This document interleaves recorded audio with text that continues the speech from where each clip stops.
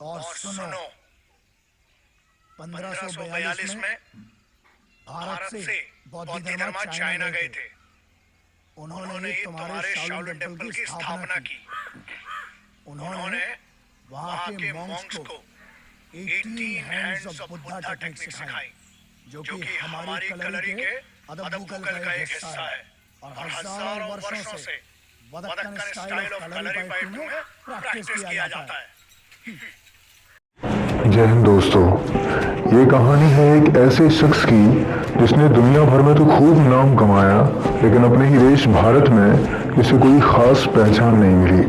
चीन का Shaolin temple, जिसे आज पूरी दुनिया में मार्शल आर्ट सीखने के लिए सबसे अच्छी जगह माना जाता है, जहाँ दूर दूर से लोग कुंफू सीखने आते हैं। लेकिन क्या आपको पता है कि चीन में ये कला कहाँ से आई?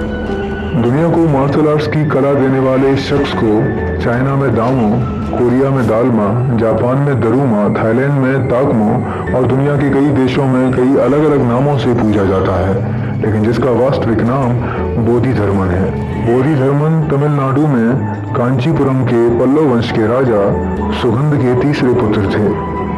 छोटी उम्र में ही उन्होंने राज्य छोड़ दिया था और बौद्ध भिक्षु बन गए थे। 22 साल की छोटी सी उम्र में उन्होंने आयुर्वेद, सम्मोहन, प्राणायाम, मार्शल आर्ट जैसी कई विद्याएं सीख ली थीं।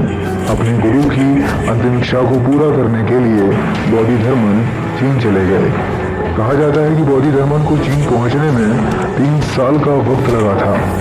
3 साल के कठिन सफर के बाद ये चीन के नानियन गांव पहुंचे। इस गांव के ज्योतिषियों की भविष्यवाणी के अनुसार यहाँ बहुत बड़ा संकट आने वाला था। जब बोधिधर्मन वहाँ पहुंचे तो गांव वालों ने उन्हें ही संकट समझकर गांव से बाहर निकाल दिया, जिस वजह से उन्हें कई दिन गांव से बाहर जंगल में रहना पड़ा।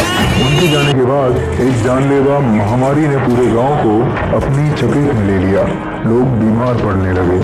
गांव में चारों तरफ अफरा तफरी का माहौल बन गया। लोग डरकर इस महामारी से ग्रसित मरीजों को गांव के बाहर छोड़ आते थे, ताकि यह महामारी उनको न लग जाए। क्योंकि बोधिधर्मन आयुर्वेद के एक बहुत बड़े ज्ञाता थे, इसलिए उन्होंने एक विशेष प्रकार के जंगली पौधे से एक दवा बनाकर लोगों का इलाज करना शुरू किया, जिससे लोग पूरी तरह से स्वस्थ होने लगे। ये सब देखकर लोगों ने उन्हें संकटहर्ता मानकर ससम्मान गांव में शरण दी। बोधिधर्मन ने गांव के समझदार लोगों को जड़ी बूटी बनाने के काम पर लगा दिया और जल्दी ही पूरा गांव स्वस्थ हो गया। एक संकट खत्म होते ही उस गांव पर दूसरा संकट आया। कुछ लुटेरों की एक टोली ने गांव पर हमला कर दिया। वे बड़ी क्रूरता से लोगों को मारने लगे। गांव वाले नहीं जानते थे कि बोधिधर्मन एक विशेष भारतीय युद्ध कला कालारीपट्टू में पारंगत थे। बोधिधर्मन ने अपनी इस कला के बल पर हथियारबद्ध लुटेरों को गांव से मार कर भगा दिया। गांव वाले बोधिधर्मन का यह रूप देखकर भौचक्के रह गए। चीन के लोगों ने आज तक युद्ध की ऐसी कला नहीं देखी थी। इस घटना के बाद लोग ये समझ चुके थे कि यह कोई साधारण व्यक्ति नहीं है और लोग उन्हें पूजने लगे। तब उन्होंने गांव वालों को इस विद्या को सिखाया, जिसे आज मार्शल आर्ट कहते हैं। इसके बाद बोधिधर्मन बौद्ध धर्म के प्रचार के लिए चीन के गांव-गांव में भ्रमण करने लगे और अंततः बौद्ध धर्म के प्रसिद्ध मंदिर शाओलिन पहुंच गए, जहां उन्हें चीनी न होने की वजह से प्रवेश नहीं दिया गया। इसके बाद भी वो वहीं पास में एक गुफा में रहने लगे, जहां उन्होंने 9 साल तक ध्यान लगाया। उस गुफा को आज चाइना में दामोदोंग के नाम से जाना जाता है। उनका यह समर्पण देखकर उन्हें मठ में प्रवेश की अनुमति मिल गई, जहां उन्होंने भिक्षुओं को ध्यान के साथ साथ कुंफू की भी ट्रेनिंग दी।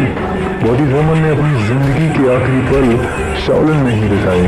कहा जाता है कि कुछ शिष्यों ने उनसे बदला लेने के लिए उन्हें खाने में जहर दे दिया था, क्योंकि अपने उत्तराधिकारी के रूप में बोधिधर्मन ने किसी और को चुना था। आज बोधिधर्मन शाओलिन मार्शल आर्ट्स के साथ साथ जैन बौद्ध धर्म के पिता के रूप में भी जाने जाते हैं।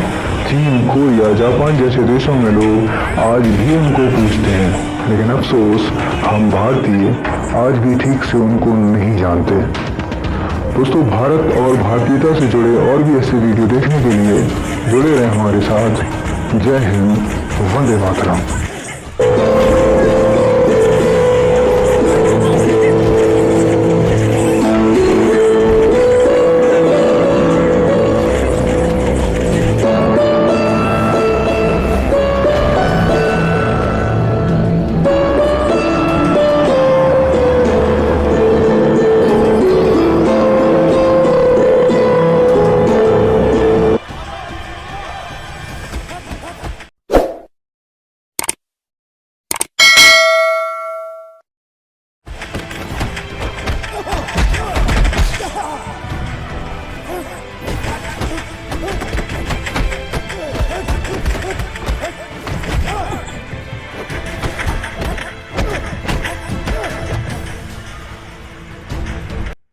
ये लड़ते लड़ते ऐसे लड़े कि पूरा चाइना इनका फ़ैन हो गया।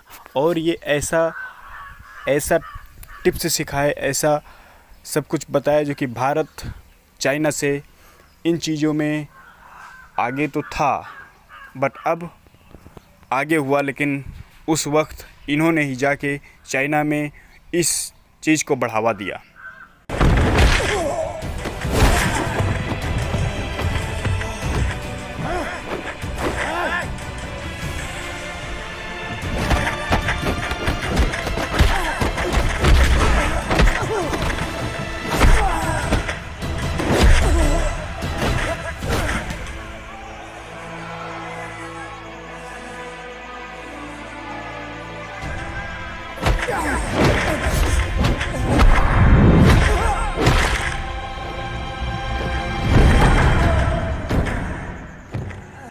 Now and press the bell icon.